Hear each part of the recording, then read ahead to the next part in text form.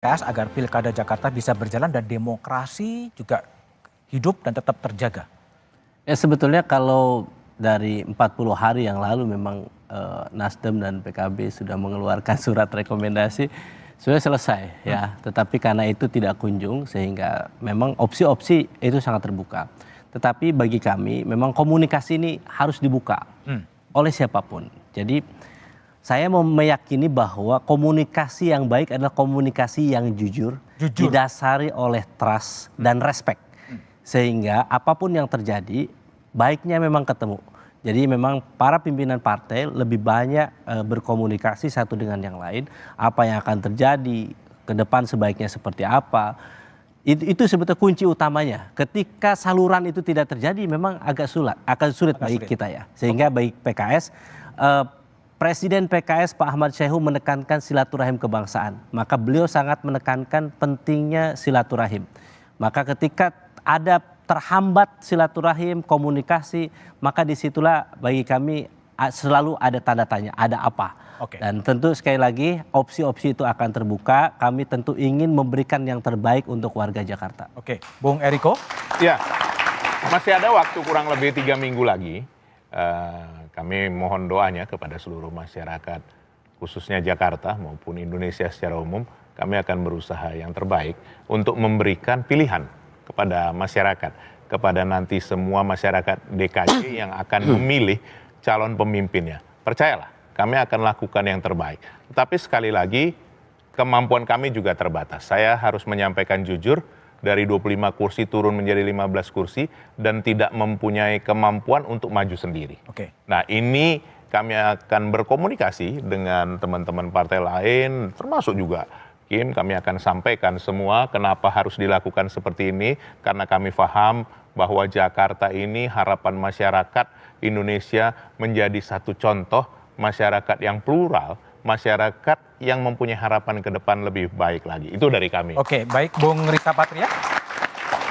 Bagaimana menjaga demokrasi? Jadi Pilkada 2024 ini adalah Pilkada serentak nasional yang pertama.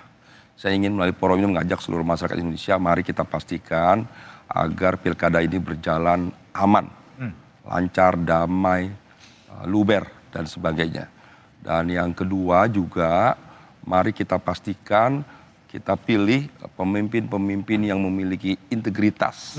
Tidak hanya janji-janjinya, tidak hanya pencitraannya, tapi juga yang punya komitmen kuat yang kita yakini nanti ketika memimpin, menjadi pemimpin yang dapat memajukan kotanya, mensejahterakan masyarakatnya, dan tidak berujung pada kasus-kasus korupsi.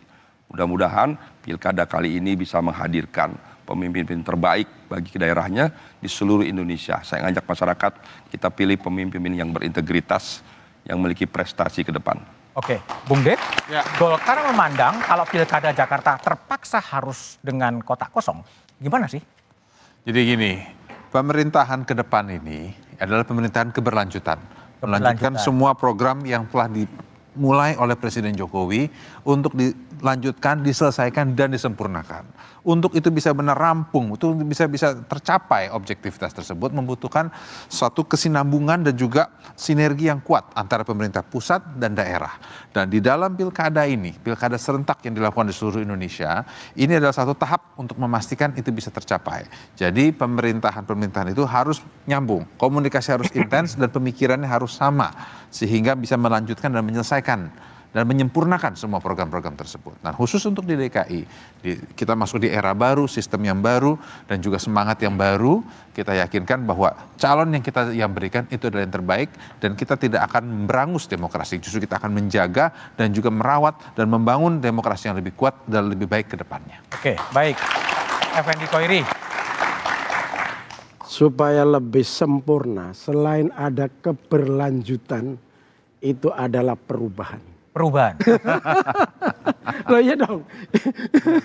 Jadi kalau berlanjut tapi gak ada perubahannya itu aja, monoton gitu. Baik, Jakarta harus menjadi contoh di dalam menampilkan figur dan perilaku para pimpinan partai untuk memberi contoh.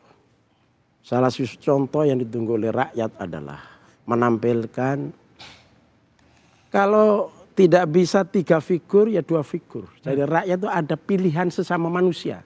Sama manusia. Ya, sama manusia. Jadi bukan ya satu orang, yang satu gelugu atau yang satu apa namanya? Gelugu. Gelugu itu apa ya? Ya kayu lah, ya Kelapa. kayu ya. Nah, ini saya kira meskipun boleh, itu tidak memberi contoh yang baik untuk demokrasi. Nah, oleh karena itu masih ada waktu merenung, kontemplasi, jangan hanya berpikir kepentingan elit, persepsi elit, tetapi juga aspirasi bawah. Aspirasi bawah ini harus diagregasi, harus ditampilkan dengan figur pilihan yang kira-kira mereka memang ya sesuai dengan hasil survei. Katanya kita pakai ilmu. Ya, survei itu ilmu. Ditampilkan, nah menurut rakyat, pilihan rakyat ini. Nah itu sebetulnya ketika kita sudah survei kemudian hasilnya apa, itu sebetulnya ilmu yang harus kita laksanakan. Oke, baik. Itu saya kira. Mas Umam, tadi kalau ngikutin logika Gus Coy, survei sudah memunculkan, tapi kemudian kenapa survei sekarang nggak dipakai ya? Ya, karena elektabilitas itu hanya satu variabel kecil. Ada kekuatan besar dalam konteks ini veto player yang kemudian menentukan Veto player. bagaimana kalkulasi dinamika koalisi bisa terbentuk. Nah, oleh karena itu ini sekaligus menjadi refleksi ya bagi partai-partai politik. Sekali lagi, political sovereignty, kedaulatan politik itu seharusnya dipegang penuh, bukan kemudian dinegosiasikan, dikompromikan dengan hal-hal yang sifatnya jangka pendek.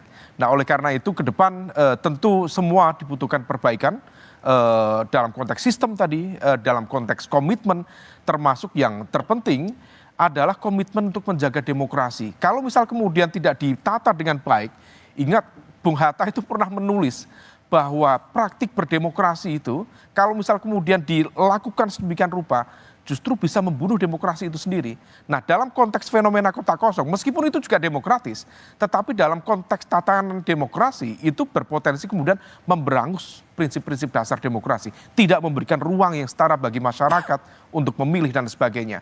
Dan yang terpenting, tadi poin yang disampaikan oleh Bang Arezia saya pikir cukup penting ya, karena kita pemilu pilkada itu hanya satu aspek, tetapi ada yang lebih penting. Desentralisasi itu harusnya menghadirkan local good governance. Tapi yang menjadi problem, realitasnya desentralisasi itu hanya melahirkan decentralized corruption. Dan itu terjadi di mana-mana. Nah, oleh karena itu bagaimana kemudian local good governance itu bisa terbentuk bukan sekedar koalisi besar, tetapi di situ adalah isinya baku atur kepentingan yang kemudian melahirkan barter-barter yang tidak berdampak pada publik dan masyarakat kita. Oke, baik Mas Umam, Gus Coy, Bung Dev, Laksisa Patria, Bung Pipin, dan Eriko Sotarduga. Pilkada melawan kotak kosong meski dibenarkan secara undang-undang mempertontonkan wajah buruk demokrasi. Apalagi jika